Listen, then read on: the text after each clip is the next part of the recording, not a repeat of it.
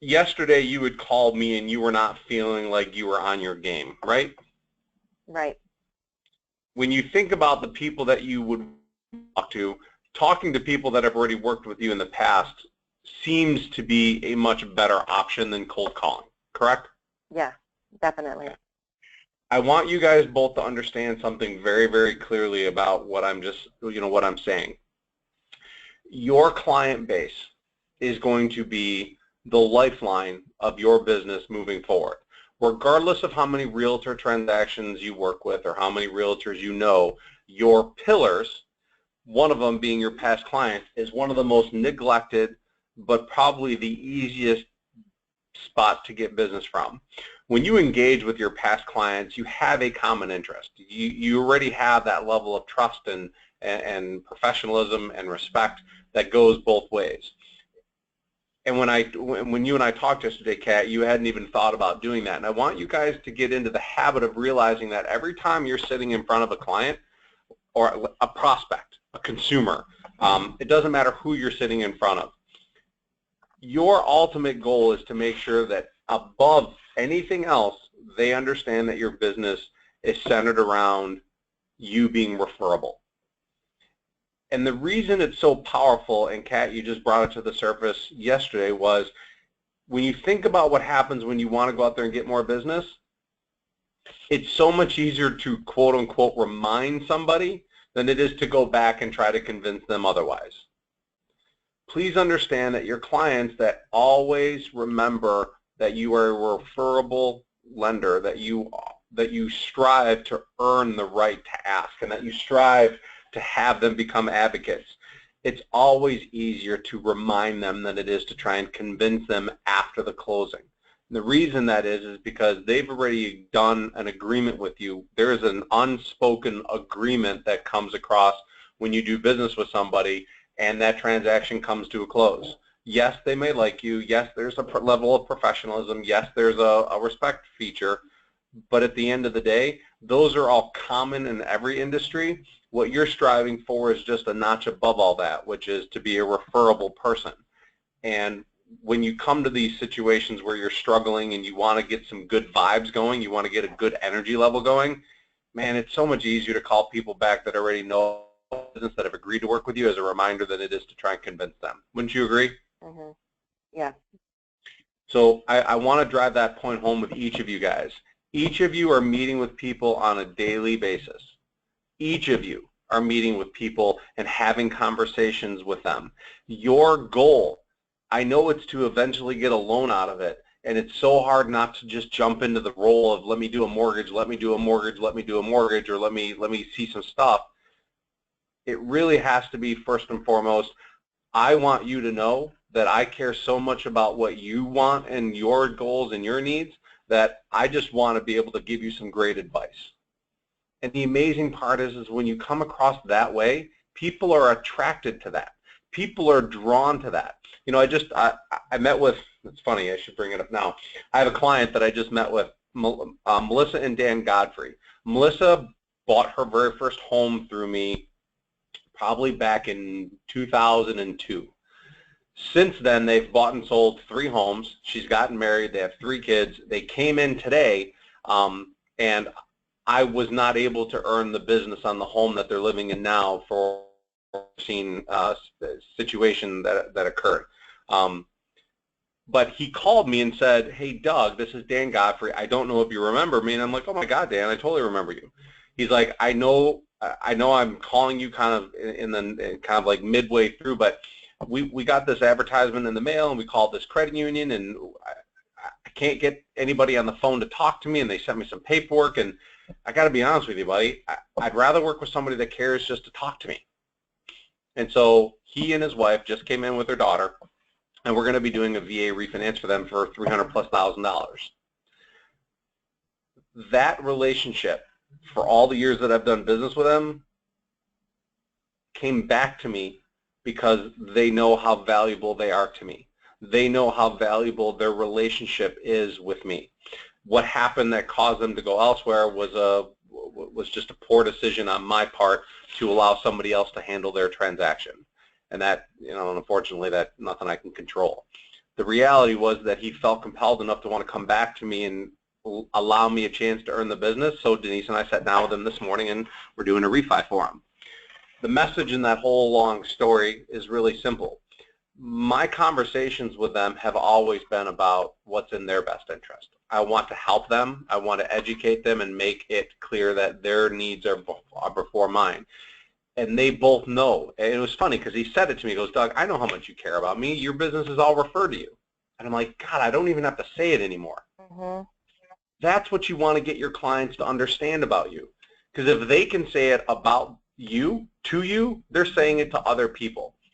Every client, every time you lock a loan, every time you communicate with a borrower, your purpose and reason to speak to them, and we've gone over that before, has been the reason is to disseminate information.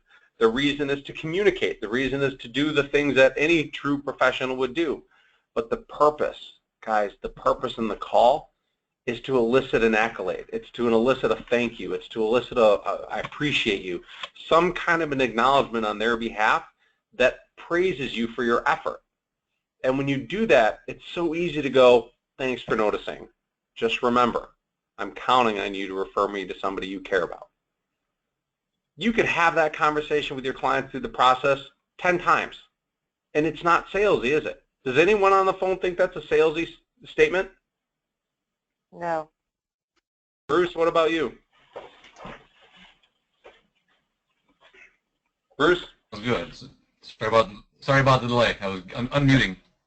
That's okay. Does that sound like a salesy statement every time you say that? Does it feel salesy or uncomfortable? No, it does not. Can you each of you in your own way, can you say that to me right now? Kat, can you tell me what you would say if I said, hey Kat, man, thanks for coming. I appreciate everything you're doing. What would you say?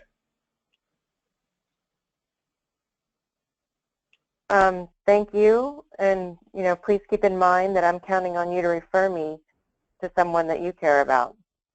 Okay. Work with you just a little bit on that. I'm going to ask you to say, thanks for noticing. Okay, yeah. Thanks for noticing. It means the world to me and my team that you feel so happy. Kat, thank you so much for everything you're doing for me and my family. I appreciate it. Thank you for noticing. It means the world to me and my team that you're happy. Right. And you know that I count on you. Mm-hmm. You know that I'm counting on you. Mm-hmm. To tell people that you care about me. Mm-hmm. You have to get into the conversational mode. You have to be able to look at them or talk to them in a very genuine way and say, Bruce, Kat, thank you for noticing. You know, my team and I work really hard at making sure that we do what we can to take you through this process as easily as possible. You know, I told you in the beginning that my business is all built on relationships and referrals. Have we earned the right to earn a referral from you yet?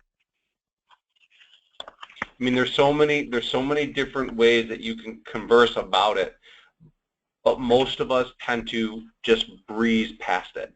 We tend to make it a robotic statement. We tend to just kind of say the words without any real feeling behind it. And I know it sounds kind of hokey pokey, but Kat, you made a very, very great revelation yesterday, in the sense that when you're in the dumps and you're not feeling energized and things aren't going as planned, you need to have a couple wins. And I'm telling you right now, picking up the phone and talking to people who already sing your praises, that's the best way to get back on track. And Bruce, it's the same thing with you. When you look at your business right now and you look at the number of people that are referring you, and they are your realtors and your past clients and your friends, you are all humbled at the fact that somebody took the time to refer you. I know that I was humbled every single time. And what it boils down to, and Kat, you and I talked about this yesterday, it's about communication. The art of communicating can be simply to disseminate information from point A to point B and to help move the file along. But isn't that what everybody does?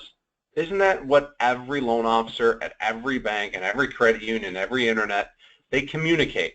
They don't do it perfectly by a long shot, but they communicate. They communicate imperfectly, they communicate inaccurately, but they communicate.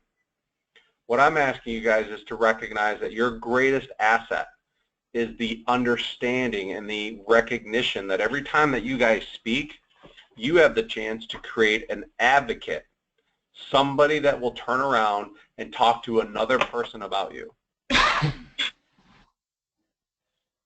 And as you communicate that way to your borrowers, it's the same message to your realtors. Realtors have a complaint that ranges from Maine to New Mexico that they don't get communicated to, that there's no communication or there's a lack of communication. Cheryl, Bruce, can you guys all agree to that? That's a pretty common theme with most realtors? Sure. Yes. Okay. So let me ask you, and Kat, you know the answer to this because we talked about it yesterday. Cheryl, let me ask you, why do we communicate? What's the purpose of communication with our clients and our realtors? To keep them informed of the passage of information. Okay, why is that so important?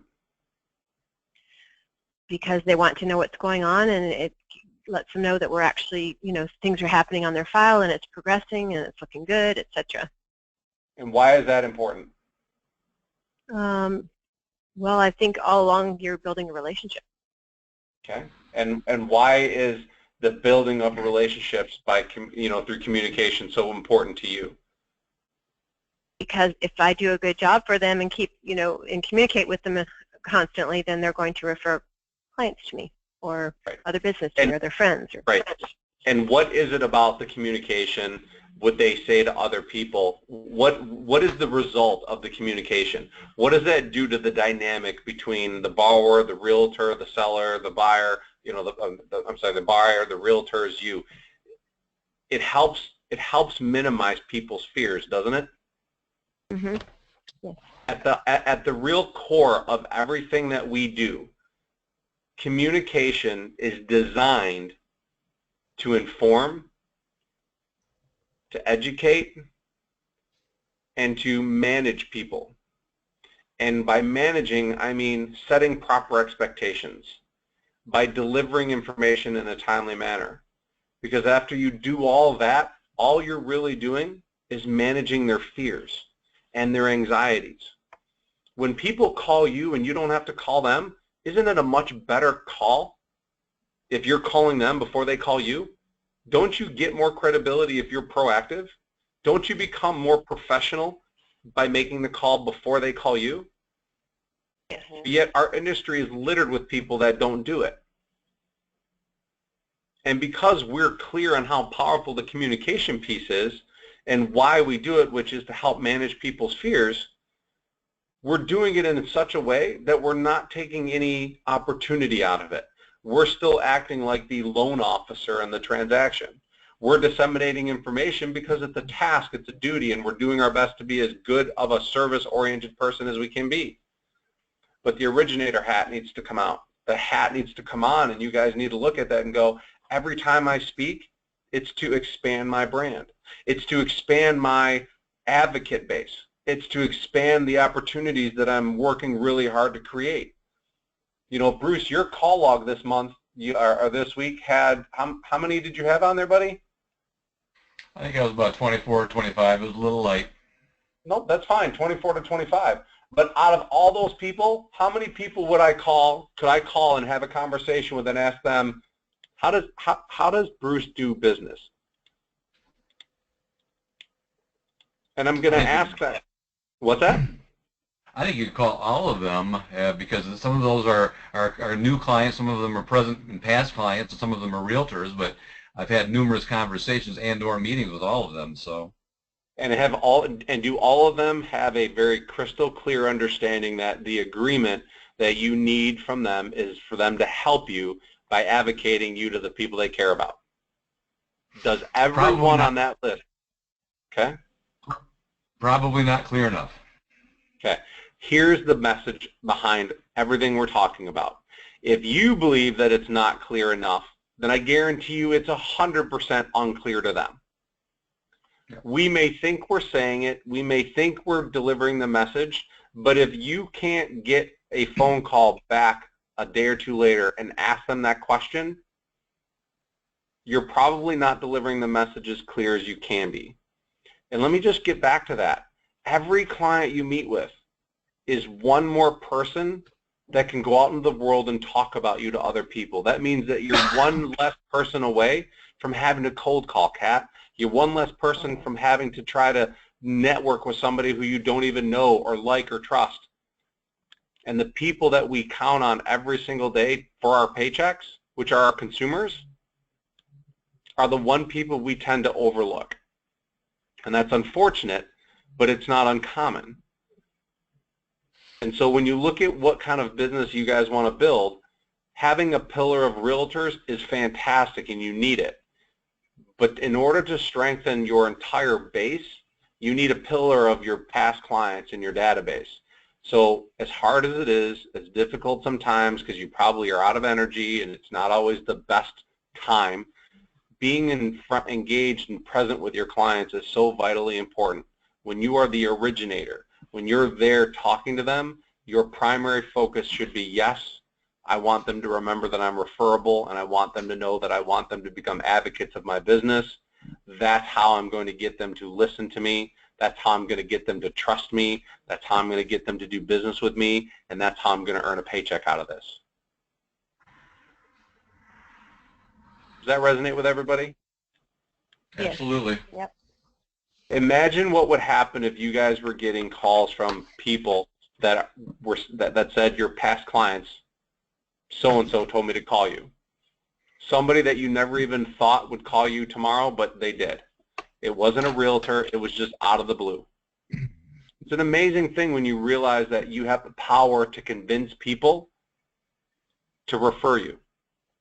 We all have the power. It's just whether we choose to articulate it in our daily actions. So I sent out a text earlier this week, and I'm not even sure if it was, I forget what day it was, but it talked about being, your number one primary focus should be to be referable.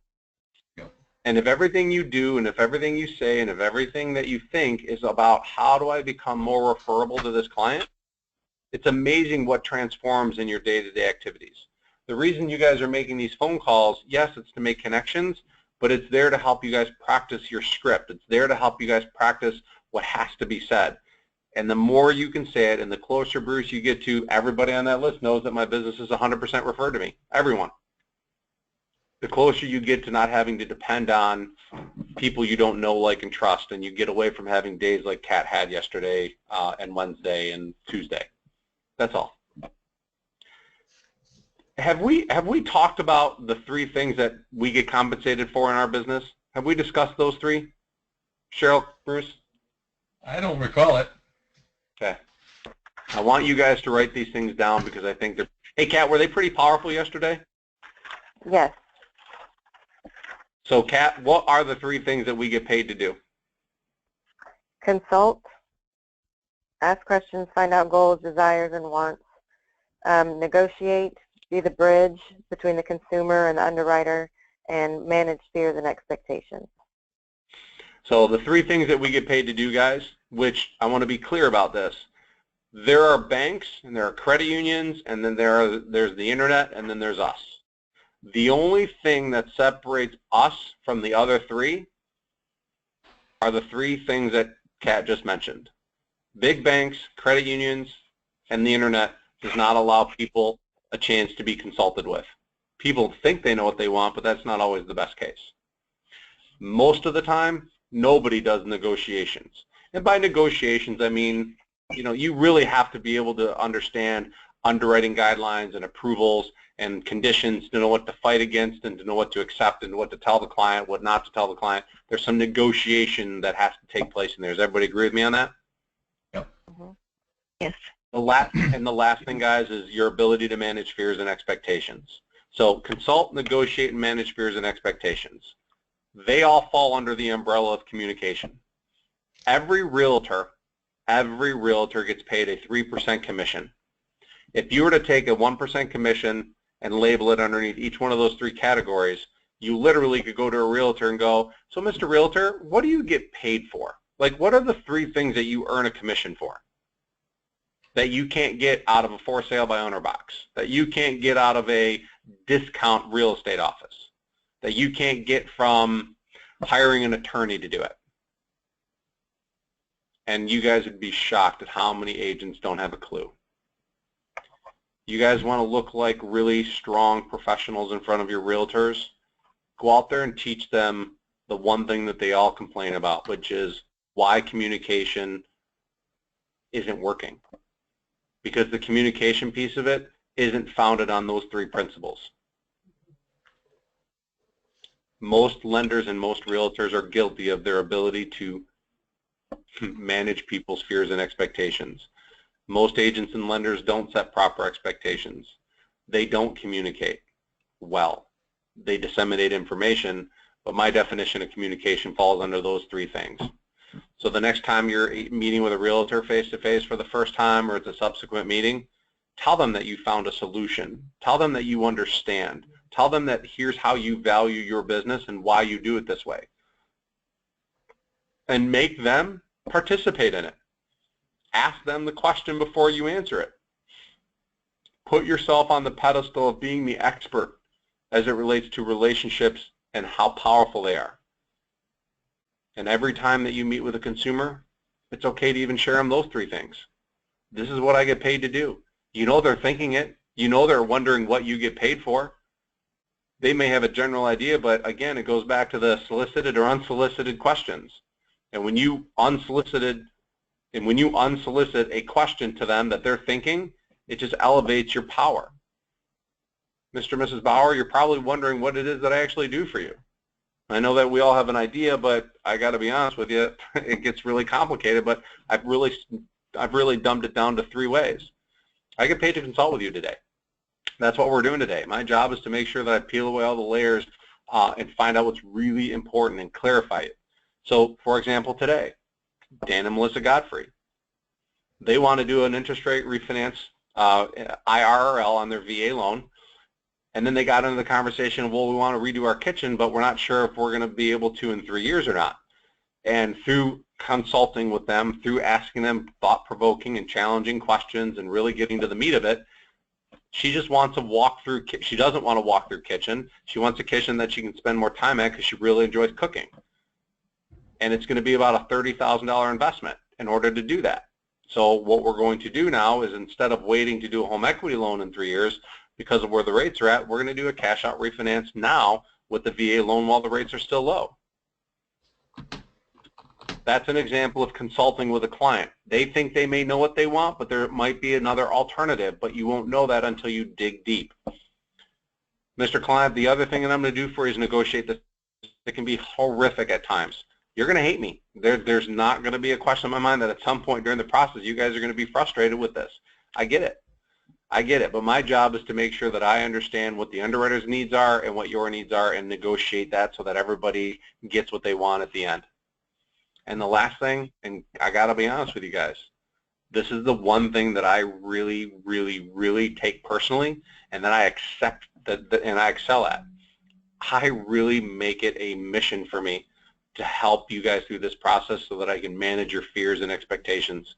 My team and I are going to do such a great job that we're going to eliminate potentially every hiccup and headache that'll potentially come down the path, and we're going to avoid it because I've done this before.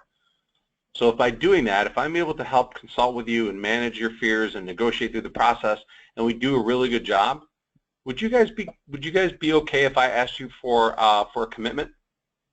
Would you guys be committed to referring me to the people in your life that you care about? Could you commit to me that you guys would work really hard to advocate me to the people in your life that you care about? Because I can't do all three of these things at a very high level if I'm having to go out there and meet with people who I don't know, like, and trust. And frankly, I'd rather deal with people just like you because I really enjoy hanging out with people like you. Is that something that we can agree to as the process moves on? How is my conversation that I just had different than the way you guys are saying it? Is it a big difference? I think you're saying it with, well, it's smoother, more polished, and more convicted right now. It's a process, I think. Right. And that's what it's supposed to be. It's supposed to be an evolution. I'm recording this call today. And the presentation that I just gave you, that's the presentation that you should start off with word for word until you make it your own.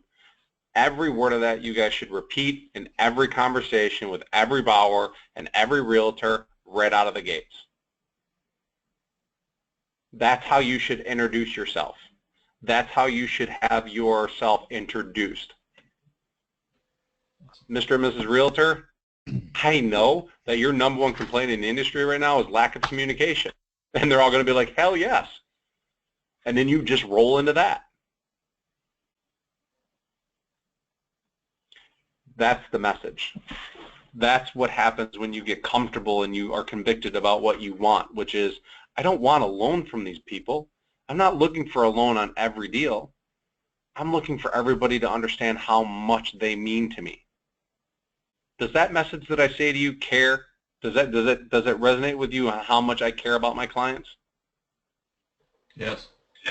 Does it make did it feel like I was talking and it was all about me, or was I making it about my clients? About them. Cheryl, Kat, what do you think? It totally is about them. them. Yeah. How does that differ, Cheryl and Kat, how does that differ from the way that you're speaking to your clients?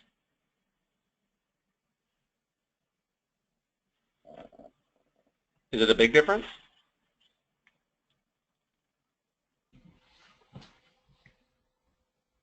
I would say I'm not speaking to my clients in that way, and I need to I need to put those scripts in front of me and learn them and say it the way you say it. It just sounds so awesome.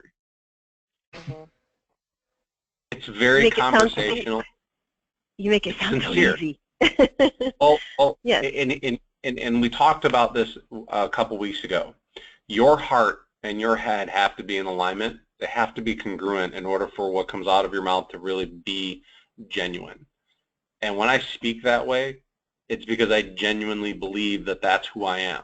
That's why I'm in front of my clients. I genuinely believe that I'm not the best loan officer for them. I just know that I'm the best person to talk to about what their options are because of those three things.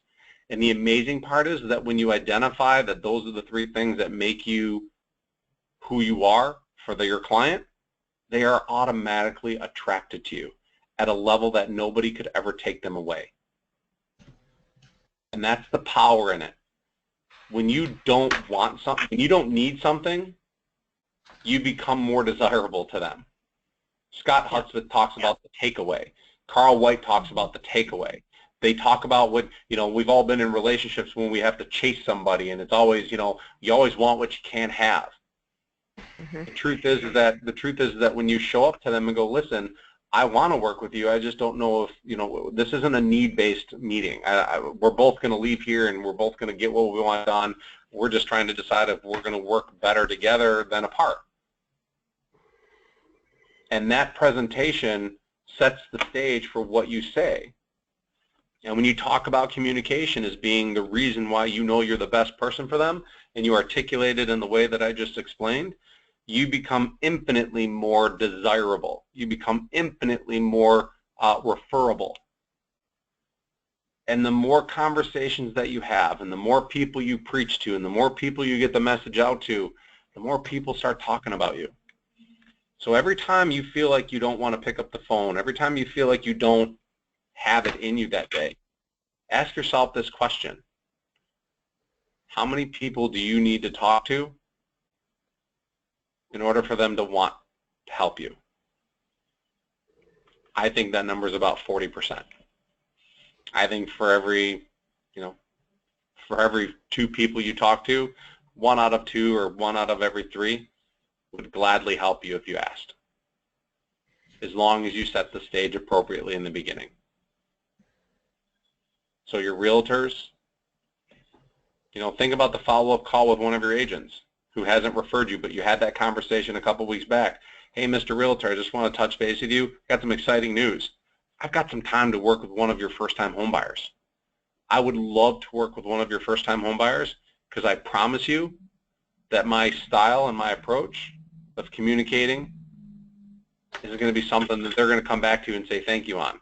I would love a chance to earn the right to work with somebody. there's just so much more that comes from it because you have so many other conversations that you can have out of that simple presentation.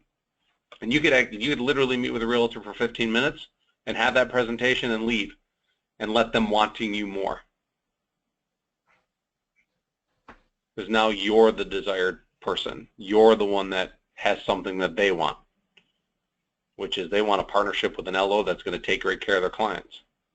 And when you can articulate it the way that I've just helped you with, there's not another.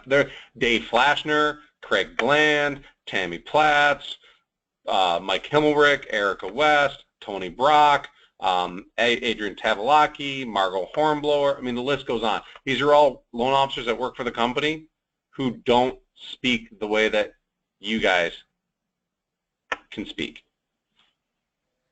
You have something of value that everybody wants, and that is somebody who cares and somebody who can actually articulate the definition of what it means to care.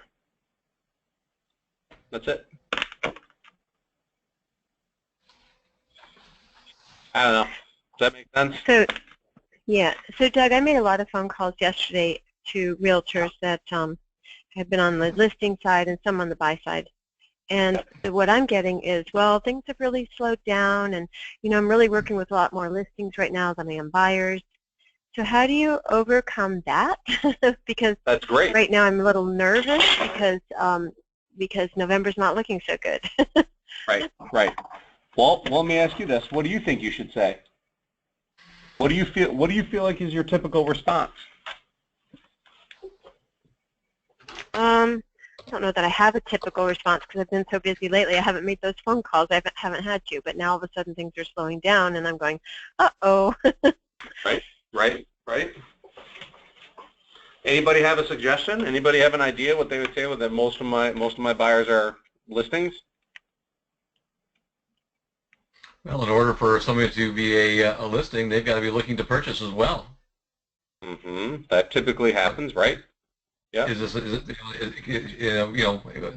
be a great opportunity for us both, for you to look really good if you could refer me to somebody that I can help on your behalf. Yep. I love it. You have open houses that they're doing. There's still a lot of people that roam around out there looking for homes that don't have a lender. They don't have a pre-approval because that's the way the nature is. And that's the presentation that you give. You know what, Mr. Realtor, Mrs. Realtor? That's awesome. I'm so proud and excited for you that you're carrying all these listings. You know what I have found? I have found that most of the buyers that are out there looking at homes, when they don't have an agent representing them, typically don't know what they're doing. And you being such a great realtor could easily convert them into being a client of yours, which would be awesome. But more importantly, wouldn't it be great to refer them to a loan officer who speaks the same language as you, that strengthens that relationship to ensure that they won't go shopping for another lender and thus another realtor? Having that captured audience, having a two-pronged approach, almost makes it unfair to the borrower, because once they get into our ring, they never leave. So do you have a loan officer, Mr. Realtor, that you work with that has the ability to convert the person into a raving fan? And by raving fan, I mean somebody who would really go out there and recommend you to the friends that they care about. And let me tell you what I mean by that. I have this process that I believe that communication falls under. And you probably have experience of this, right, Mr. Realtor? You probably struggle with communication from the other agent, from the mortgage company and the title company, right? It's kind of a pain in the butt. We all deal with it. Well, let me tell you my philosophy on what I think communication looks like and why I focus my priorities this way. And you go into that presentation. I don't care if it's a listing or a selling agent. I don't care if it's a listing agent or a buyer's agent. I care that I get a chance to sit down with a realtor that I get to expand my brand with, because at some point they're going to have a listing. At some point they're going to have a buyer. At some point they're going to have a walk-in. At some point they're going to have a referral. I don't care that you're carrying listings. I care that you guys don't have a clue what is possible until you've talked to me. And frankly, I don't even know if I want to do business with you yet. I just want you to hear what I believe, because if you share the same belief system that I do, and I can teach you how to say it in the way that I say it, you're better off for it. Wouldn't you agree? And the reality is when a realtor puts that wall up, what they're really saying is they don't really have time. They don't really care. And you may have to push a little harder. And I love the idea of saying, you know what, Mr. Agent, that's awesome that you got a lot of listings. Have you found that in our industry lately that people really struggle with communicating information well? I mean, do you struggle with that with your realtor, with your loan officer relationships? Every one of them is going to say yes. And you go, you know what, I would love to share with you what my team and I have done and how we're making that, we're turning that lemon into lemonade. If you're interested, I would love a chance to spend 15 minutes with you. I'll even buy you a cup of coffee or lunch. I mean, I know you're going to eat lunch at some point, so why not have a free lunch and let me teach you something? I don't know if it's going to be worth your while or not, but I know that I believe it, and I know that I'm committed to working this way. Maybe you would be too. I don't know. What do you guys think? Can I put your brain in my brain? Just have that flop so easily? Trust me. You can stick my brain in the back corner in that little itty bitty box that you have back there, and that would be still too much. I'm polished in the art of communicating my value, but after that, I couldn't fumble my way through a 1003 if you tried. So you guys are all equal. You guys are equally as passionate and as communicative as I am. It just sounds better because I've done it a couple thousand times. The reality is that you guys have to continue to do it. It's that consistency. You have to just wait. You have to leave every meeting going, do they know that I'm referable? Do they understand why I'm referable? And do I want them to refer me? Those are the three questions. Am I referable? Do they know I'm referable? And do I want them to refer me? Your call logs are a step in the right direction. Kat, I know you're working really hard to get that number up. October, guys, what does October look like for you? Cheryl? Let's see, October. I haven't started that one yet. But on October, I've got 1, 2, 3, 4. Actually, I have 5 closings, but I have nothing for November. Okay. So 5 closings for October. That means you're going to hit your goal. You want to do 5 or 6? I think it was 6. I forget. It's the same as Kat. I think you. Yep. Nope. You want to do 6. Okay. You think you can find one more? For October? Yep. I don't know. I mean, I'm trying. Believe me, I'm making those phone calls. Oh, don't swear on the phone. Nobody likes that. Don't swear. I have 2 that have gone out and made offer after offer after offer, and they keep getting turned down and turned down, turned down. Right. No swear words, okay? The try word is a swear word. I don't want to hear that. So I think with where rates are at and the activity level, if you sought out over the next 4 to 5 days and said, I'm going to find a mortgage, I don't care if it's a $60,000 loan, I don't care if it's a $180,000 loan, I'm pretty confident that you can find one. You can hit your goal. That was your goal. 6 loans. It wasn't 5. You said 6. Yep. Bruce, how about you, brother? I've got 2 that'll close for sure. I've got about 7 or 8 people that are looking really hard, and I expect that any of them could present a PA, present me with a PA anytime. So I'm hopeful that I'll hit the 3 more that I need. Okay. So here's and Kat, what about you? It's not looking good. Okay. I had one that was set to go, and it completely fell apart. The guy gave me some misinformation, so he's a no-go. Which really upset me. Right. And then I have some people that are looking, and that we just don't have anything sealed yet for October. I have a couple of definites in November. Right. But October kind of fell out of my hands. Right. Well, what I would challenge you to do is go back and look at what your July, August, and September look like, as far as your activity level, the lead tracker, the phone log. ask yourself if there's areas there that you could have improved on. And I'm sure you can find a couple areas that you can have improved on. But I do have to say, Bruce, in July, you closed a $193,000 loan. You closed a $155,000 loan in August, and you closed a $327,000 loan volume in September. So I love the upward movement. Cheryl, 948, 347, and 1.8. Did you really do 1.8 in September? Yes.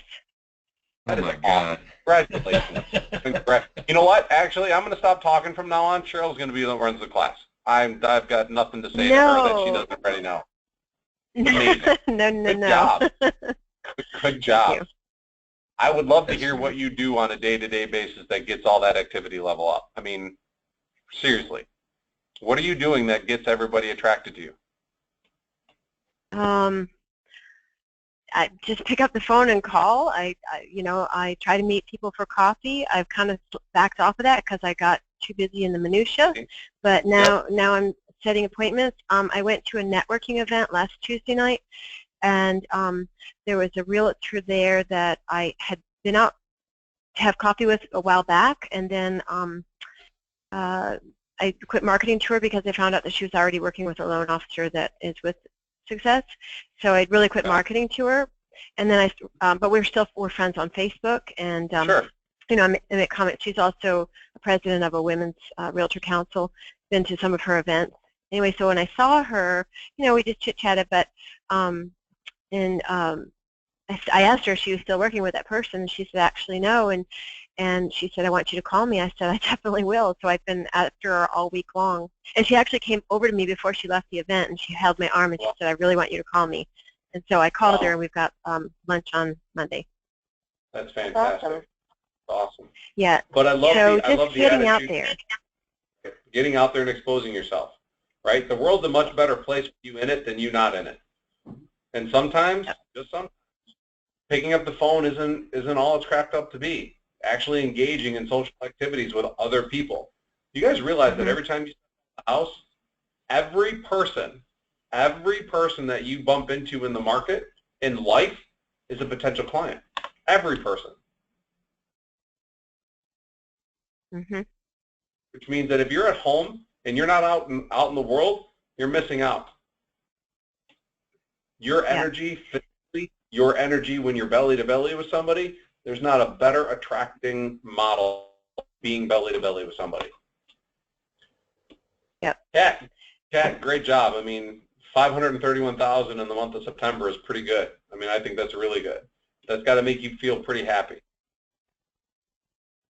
Yes. Good job, Kat. It feels good to close those loans, doesn't it? Yeah, it does. Especially since I just let go of my part-time job.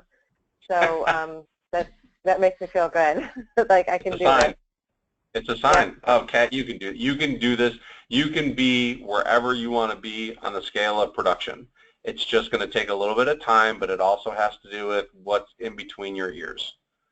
And your heart has to be in it. You've got to want it. And I think you are a lot like me. You thrive on that validation from other people. You thrive on that accolades that people give you when you do a great job because you're always seeking that. I mean, you come from the service industry, and you and I've talked about that. There's nothing better. There's nothing better. And for you, if you're cooped up inside of your house and you're not out and about at least 4 to 5 hours a day doing something social with groups of people, I don't care what it is that you do. It's just getting out there talking to people about what you do. Maybe it's doing it based on, you follow me? Yeah. Okay. All right, guys, that's my soapbox for today. Was that enough? Yep. This is a good call, Doug. Yes. Doug, this is what I'm going to do. I'm going to make a bunch of phone calls today and over the weekend and just say my boss has challenged me to get one more loan in the month of October.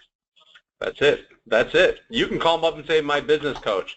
My business coach put me on the spot and is putting me up against the wall and said I have to find one more loan because I made this agreement back in July, and I have to find one more loan.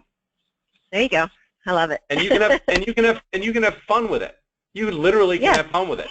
You're like, I'm about to lose But a I don't bet. have And to. if you ever, I don't have to stop when I get that one. I could just keep calling. Yeah. if I was you and it worked, I'd be calling everybody until you got sick and tired of making the calls. And I think every one of you has a big enough social network. And it's not, I don't want you to call them up and be like, hey, do you know somebody? I need a mortgage. That's not what I'm talking No. about.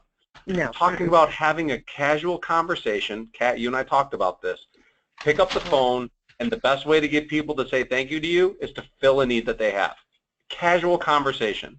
Just a casual conversation about anything in life. And it eventually gets to